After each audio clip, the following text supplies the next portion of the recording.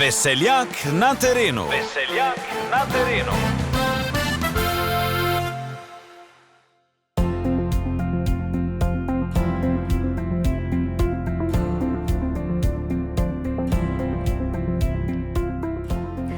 Lepo pozdravljeni veseljaki in dobrodošli v naši družbi. Danes smo odšli na teren in smo se ustavili na Pohorju, natančneje v Zgornjem Lehnu na Pohorju, kamor nas je povabil mladenič, 22-letni Anže Krevh, ki je pred dnevi podrl Guinnessov rekord v igranju na diatonično harmoniko v kosu in opravil rekord, ki je na koncu pokazal 53 ur, 53 minut in 53 sekund.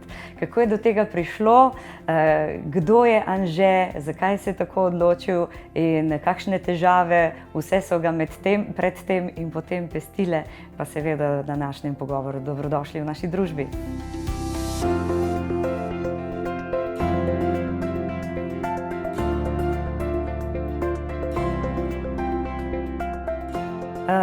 Anže, tvoj rekord je zdaj 53 ur, 53 minut in 53 sekund. In predtem smo lani podrli ta rekord, Guinnessov rekord je bil osvojen strani Francozinje, Christelle. Ta rekord je bil 51 ur, 43 minut in 40 sekund. Sicer pa je Francozinja igrala na dvovrstno diatonično harmoniko, nekoliko lažja. Tako imajo Francozi tiste svoje harmonike malo lažje od te naše fretonarce. Mečken bolj je bilo dolgočasno verjetno to poslušati. Verjetno, res, ja. No, mi smo imeli nazadnje Guinnessovega rekorderja. Leta 2012 je za to poskrbel Zoran Zorko, ki je igral 35 ur in 32 minut. Se ti še spomniš te ure, 35 ur, kako je bilo takrat? Se spomnim. Bom rekel, najbolj se spomnim se res začetka pa konca, ampak vmes tam pa tam kakšna ura mi pride zdaj od zadnje malo po spominu. Ampak bom rekel, ko smo mi prišli tam 30-35, je dejansko bila že cela dvorana, bom rekel, wow, vsi navdušeni. Ampak dejansko, ko sem pomislil, da je po tistem še, bom rekel, skoraj en dan, me je tudi kar malo zacuknilo nazaj. Anže, ti si začel za tale Guinnessov rekord trenirati že precej prej, zdaj si star 22 let, ti si začel harmoniko igrati pri 6 letih. Tako, pri 6 letih, ja. In sicer te je na tem navdušil kdo, bratranec? Bom rekel, popolnoma sam. Moja prababica mi je sicer že kupila tisto plastično harmoniko in tisto še zdaj, ko gledam po slikah, sem celo raztrgal. Potem sem pa res vedno bolj, bom rekel, svoja starša spodbujal k temu, da bi tudi jaz igral, kdaj mi bo ta že kupila. Nekaj je tudi prispeval moj bratranec, ki je zmeraj igral ob vseh teh druženjih, ki smo jih imeli sorodniki. Je še dal tisto piko na i in pol smo seveda šli po harmoniko. Si se učil sam ali pač kasneje si imel učitelja? Kako si začel? Začel sem pri učitelju Boštjanu Smrečniku tukaj v Remšniku, v bližini mojega doma. Potem sem nadaljeval pri Robertu Gotarju. No, po Robertu Gotarju pa me je prevzel magister Manuel Ševron. Z njim smo pa tudi delali vse do zadnjega svetovnega prvenstva. V kontaktu smo še pa danes in smo res, bom rekel, hvala Bogu, ta boljša prijatelja. No, k njemu si hodil na vaje celo na Dunaj. Ja. Mi smo zdaj tukaj Ribnica na Pohorju, če greste malo na zemljevid pogledati, da vidite, kako je to daleč. Koliko je do Dunaja? Jaz sem dejansko hodil z avtobusom. Do Maribora so me peljali, pa potem sem šel pa na avtobus gor do Dunaja. Sem pa veliko tudi bil na eni lokaciji pred Dunajem. Tam je pa tudi še velikokrat sta me še starša gor peljala. Hodil sem tudi na vaje v Pinkafeld, to je pa med Gradcem in Dunajem. Tako da zmeraj smo bili leteči in ko sem šel na Dunaj in gor sem tudi ostal celi teden ali pa celi vikend. Tako da smo bili res intenzivne vaje. Wow. Si se pa takrat, ko si začel s profesorjem Ševronom delati, začel učiti tudi note, Prej si po posluhu oziroma na pamet. Kako pa je bil ta preklop? Res je, prej sem se učil vse na pamet.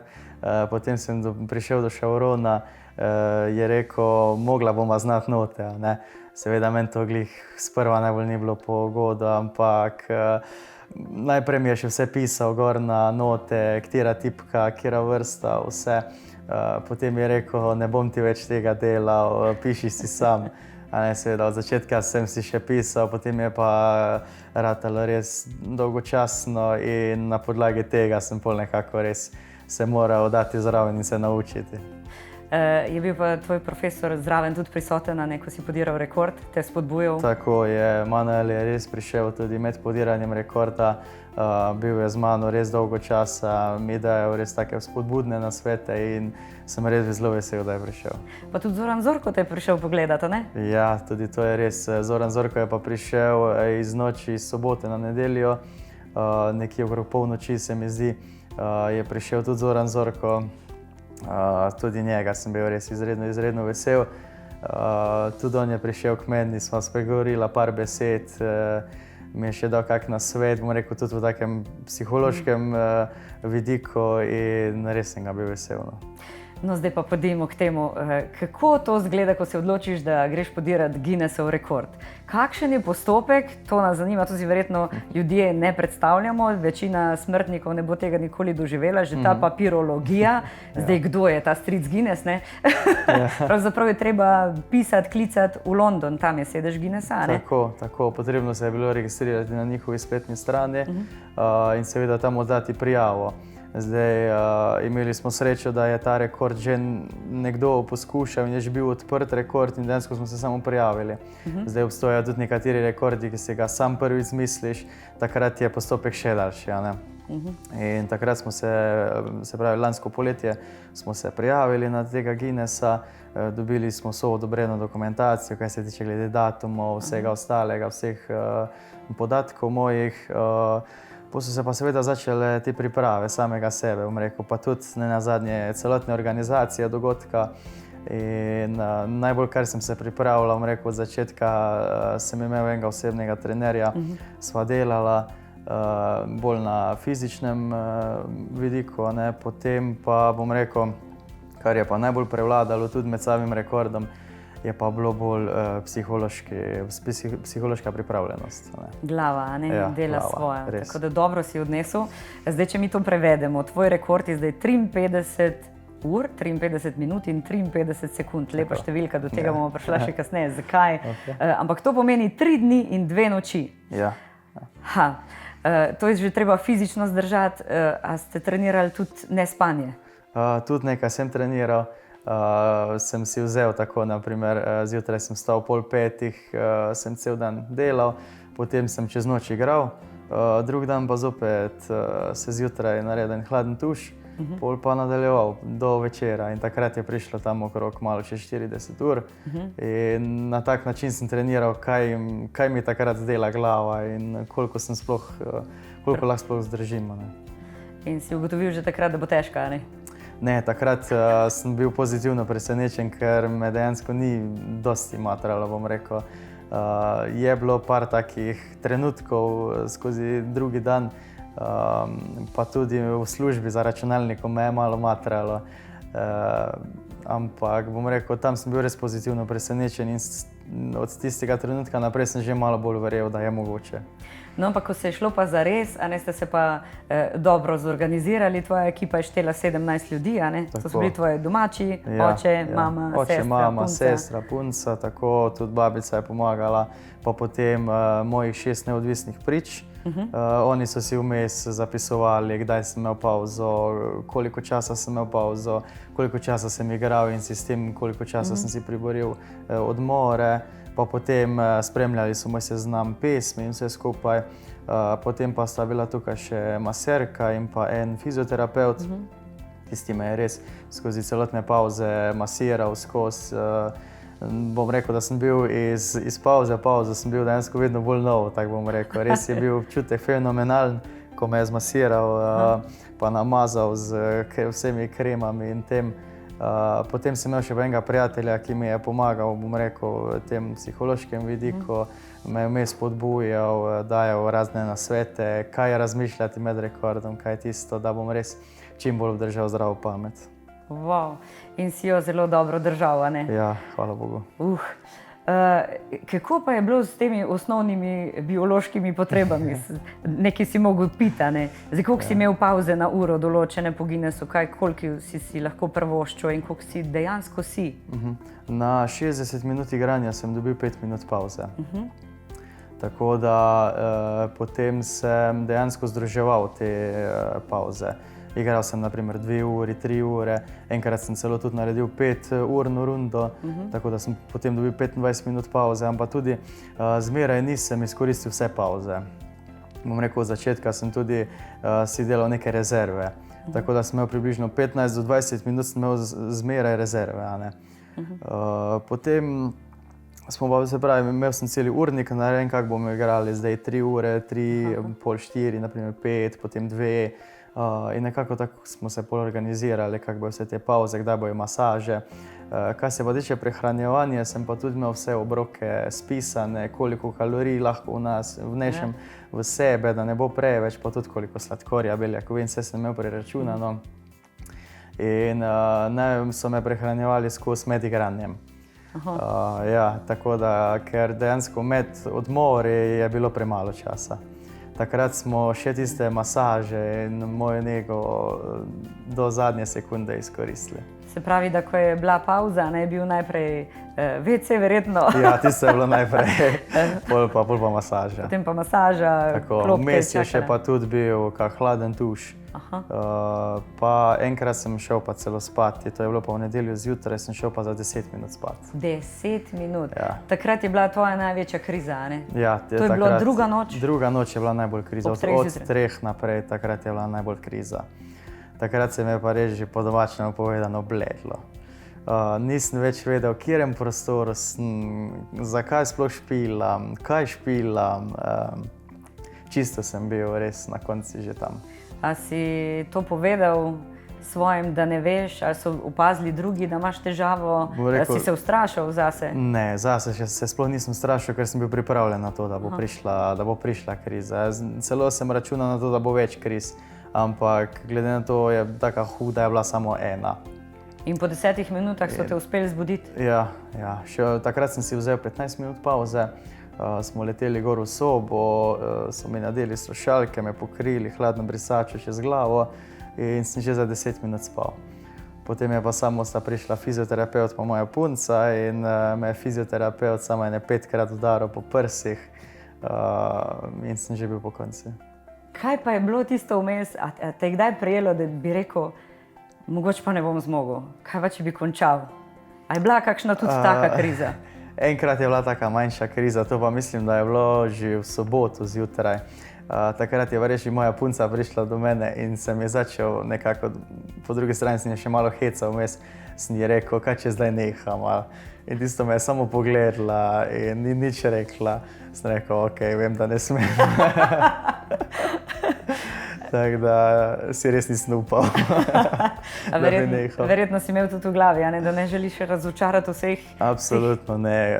Res sem imel vmes čas spremljati, sploh takrat, ko sem še imel, ko še nisem bil dosti utrujen, sem spremljal svojo ekipo in to so bili res ko mravljice. En tja, drugi tja, vsi so samo pripravljali vse, kar je bilo potrebno in vmes sem razmišljal dejansko, če zdaj neham, bom razočaral v prvi vrsti svojo ekipo, vse te moje, iz moje družine, ki so verjeli vame skozi od vsega začetka, pa me spodbujali.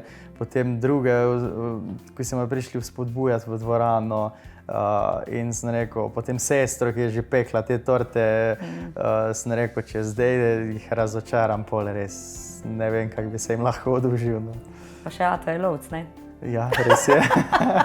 A te puške doma se ni zahecati? Ja, rekel, to smo pa cela družina v tem.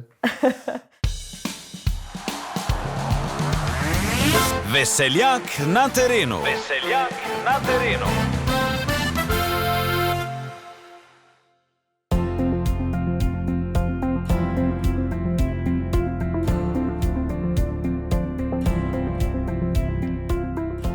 Anže, med podiranjem rekordov si zastavil verjeten en scenosled, kaj vse boš igral. A ne? Res, ja. Skladbe po pravilu niso smele biti krajše od 2 minut. Ja.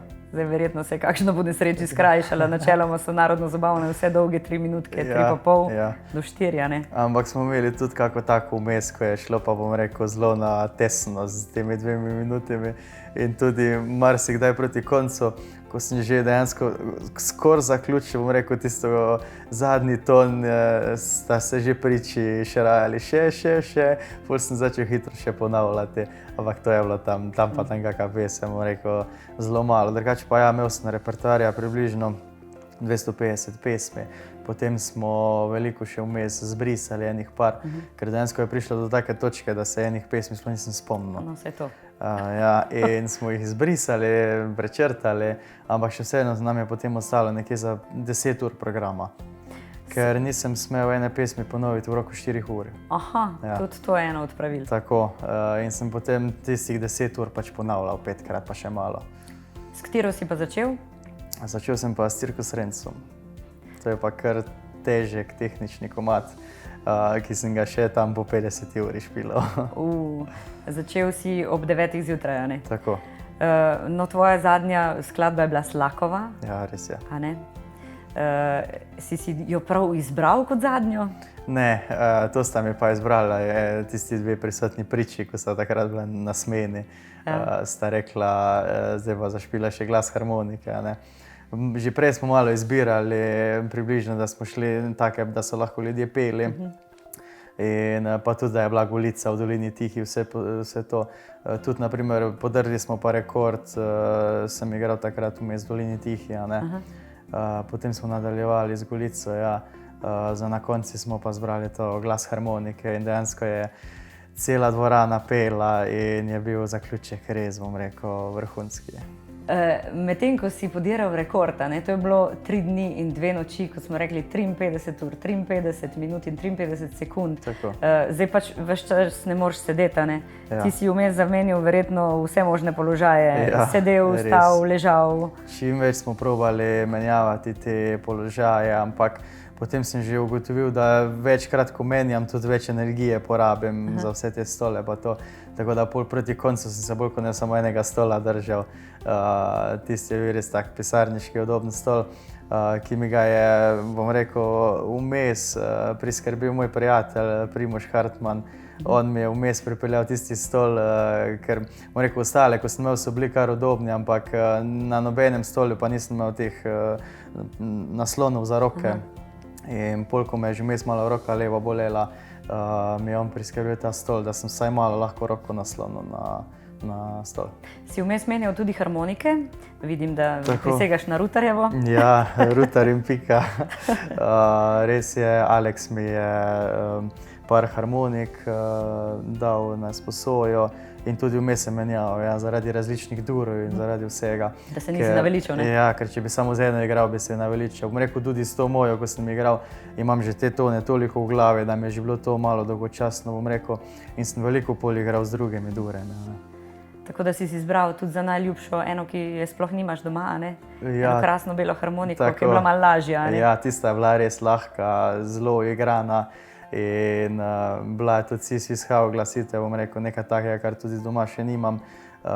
Tako da s tisto sem potem, bom rekel, polovica časa igral. Boš pa zato, ker si bil priden, ne?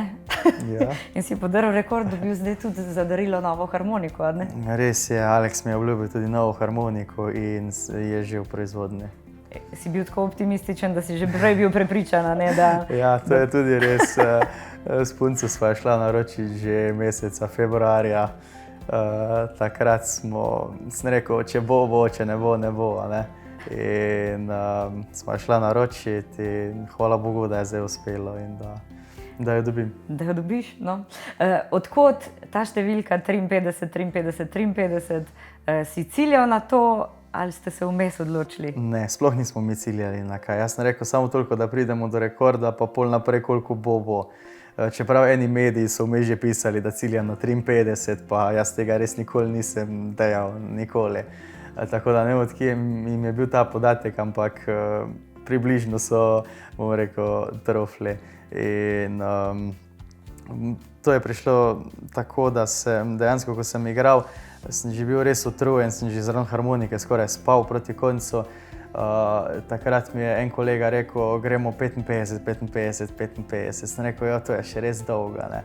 Pol mi je en izmed prič, ko je takrat bil tam ob meni, mi je gor na listek napisal 53, 53, 53 in mi tak tja pokazal. Sem rekel, ja, to pa je že lepa številka, ne. Sem rekel, to pa lahko. Potem sem še poklical preostale del ekipe tja. Mi je še oče rekel, kaj imaš reči, 54, 0-0 ali 53. Sem rekel, mislim, da bo boljše 53, no in pol smo tudi tam se ustavili. Lepa številka, ki so ti jo potem lepo ugravirali, odtisnili v les, tudi tvoji sodelavci, ko si prišel v službo prvi dan. Včeraj sem res šel v službo prvi dan in me je že čakalo polno, vse posod sem bil polepljen, moje plakati, na mizi v pisarni me je tudi pričakala, res tako lepo gravirana, moja 53, pa moja slika. In pol so mi še pripravili sprejem, pa torto in vse skupaj. Kaj je bilo najbolj ganljivo ob tem, ko si končal? Mi se tako čudimo, da te ni krč toliko prejel v nobeno roko, da bi zaradi tega mogel končati, se pravi, da si fizično dobro zvozil. Kaj pa tako psihično? Kaj je bilo tisto, kar te je v bistvu najbolj ganilo pri vsem skupaj? Bom rekel, predvsem publika. Vse skozi so bili tako, v glavnem v dvorani je vladala taka pozitivna energija, ki jo že dolgo nisem začutil. Drugače sem jaz ful tak pozitiven človek in vse posod, kam pridem, pravijo, da prinesem pozitivno energijo, ampak takšna pozitivna energija, kot je bila v dvorani, pa kot pravim, še sam dolgo nisem začutil. In bom rekel, na to je res vplivalo vse, tudi moja ekipa. Bom rekel, vsi tako dobre volje, vsi so tako z veseljem delali vse. Ti, ki so me hranili, mama, ki je skozi skrbela za mene, ko mi je kuhala, hranila. V glavnem res bom rekel, taki posebni trenutki so bili in bom rekel, mogoče z vidika, da smo bili že vsi skupaj malo utrujeni, so res bili v teh 3 dneh sami taki čustveni trenutki. In bilo kjerega si pogledal, si videl samo solze v očeh. Zanimivo je, da po končanem tem maratonu, da rečemo, igranja na harmoniko, se ti ni priskutila harmonika, ne? Ko si končal, si najprej objel vse svoje, a ne? Tako. A ste odprli tudi kakšno penino mogoče? Smo imeli, tudi to smo imeli že pripravljeno, bom rekel. Smo imeli pripravljeno, ja, tako da seveda pol smo odprli, nazdravili, seveda prej še se objeli in vse skupaj. Ampak hitro potem sem že spet primal harmoniko, ker so me že izvali. Oče je rekel, dolgo že nisi špilal. Sem rekel, ne boste me zajebavali. Sem hitro vzel harmoniko, še eno je zaigral, takrat sta se mi pridružila še druga 2 prijatelja z baritonom, s kitaro in smo še na koncu Golico zaigrali.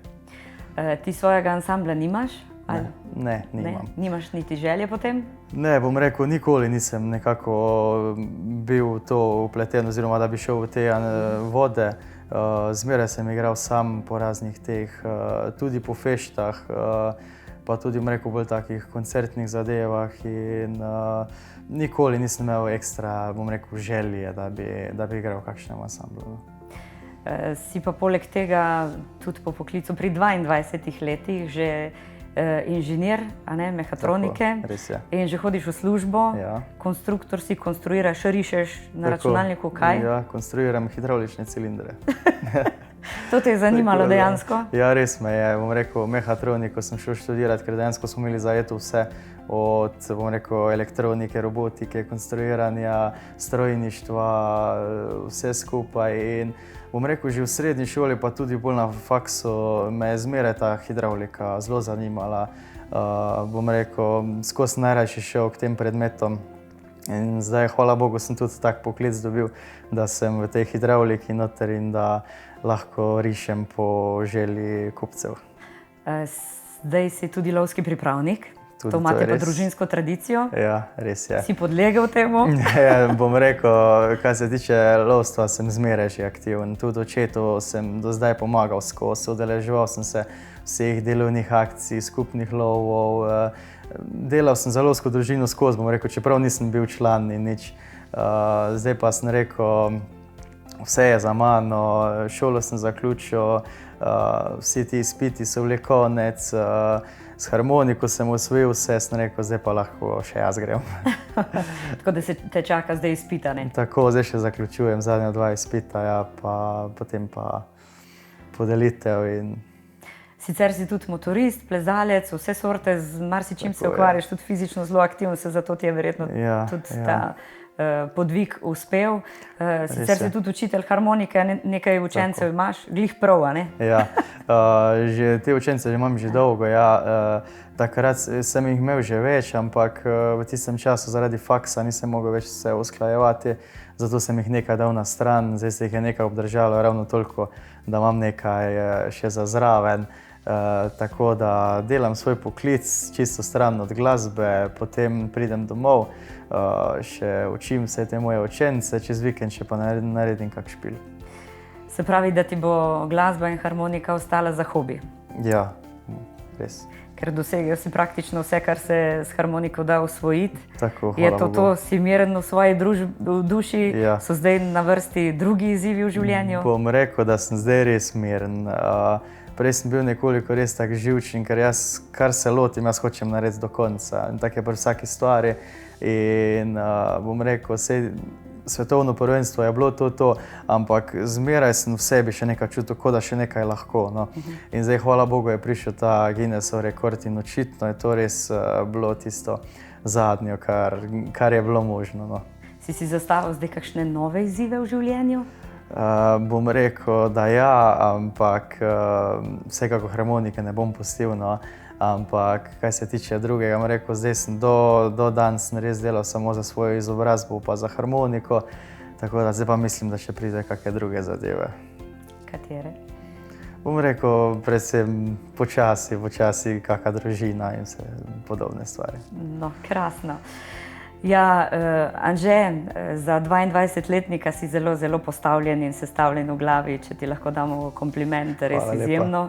Pri teh letih, verjetno tvoje delo, pa delo tvojih staršev, a ne? Res je. Tako da čestitke še enkrat za tvoj osvojen uspeh. Zdaj vas čaka še sestavljanje in zbiranje vseh teh podrobnosti, vseh potrditev in dokumentov, da to oddate na Guinnessa in počakate na uraden žegen, da si dejansko Guinnessov rekorder. Takrat bomo verjetno še enkrat zažingali, a ne? Absolutno, takrat še bolj. Hvala, ker si nas sprejel v svoj dom. Želimo ti vse dobro. Lepo smo se počutili tukaj na pohorskih hribovih ali gričkih. Super. Tako da ti želimo v življenju vse dobro in hvala tudi za to, ker si se tako izpostavil in harmoniki utrl, verjamem, še lepšo pot in še kakšen dodaten piedestal za to, da se o tem govori povsod. Tudi to je ena dobra pot, a ne? In naj ti bo lepo tlakovano še naprej. Hvala vam. Srečno.